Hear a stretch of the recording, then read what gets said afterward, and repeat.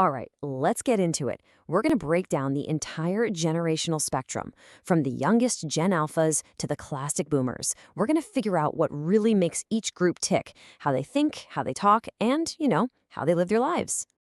You know that feeling, right? You send a meme you think is hilarious, and your dad calls you, worried your phone has a virus.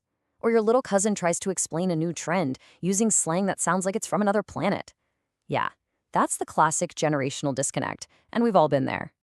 But hey, this isn't just about slapping labels on people. This is more like a journey to figure out where you fit into this whole thing.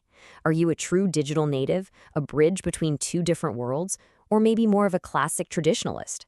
Let's find out what your generational vibe really is. Okay, so first up, we have to talk about the big one, the thing that probably causes the most confusion: technology. The way we use our screens pretty much defines everything about us these days. So let's be totally honest for a second. From that first groggy scroll when you wake up to that last peek before you fall asleep, how much time are you really spending on social media?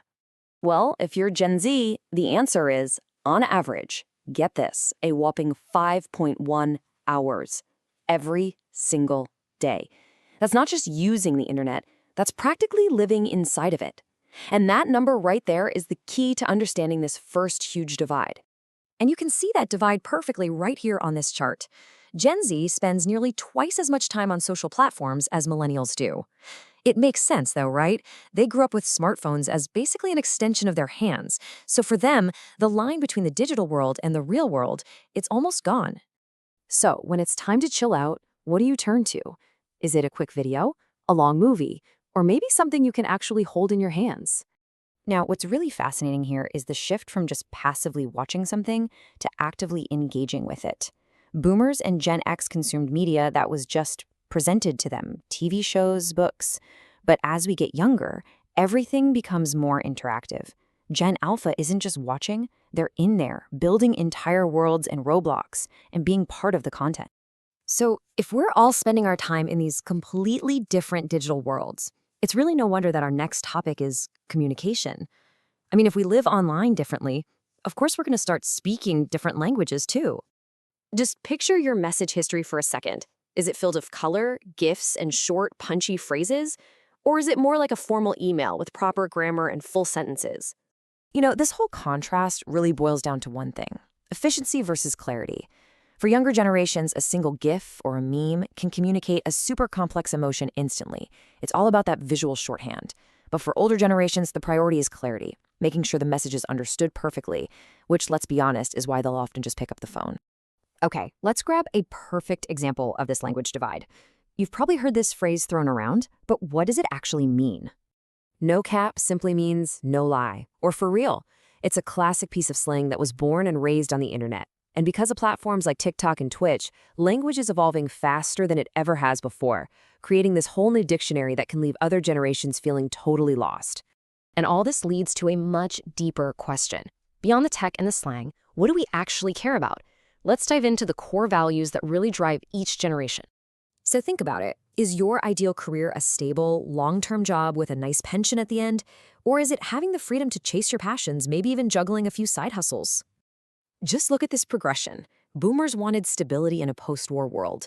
Gen X, often called the latchkey kids, really valued their independence. Then millennials showed up and started questioning the whole rat race, prioritizing purpose and work-life balance. And now you've got Gen Z, who demand authenticity and the flexibility to build their own thing. And this chart just ties it all together so well. Each generation's core value didn't just pop up randomly. It's a direct response to the world they grew up in. Boomers value the communities they built. Gen X looked for stability after some economic uncertainty. Millennials started valuing experiences over just owning stuff.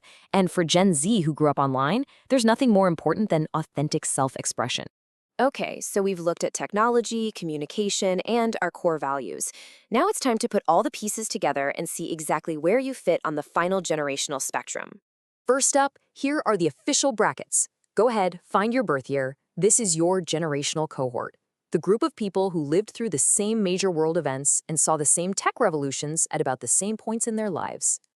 And here it is, the final reveal. This table breaks down the key vibe for each generation. So, what are you? A Gen X pragmatist who acts as a bridge between the analog and digital worlds, or a Gen Z multitasker, completely fluent in the language of memes. This is your generational profile, all in one spot. So here's the most important thing to take away from all this. None of these traits exist in a vacuum.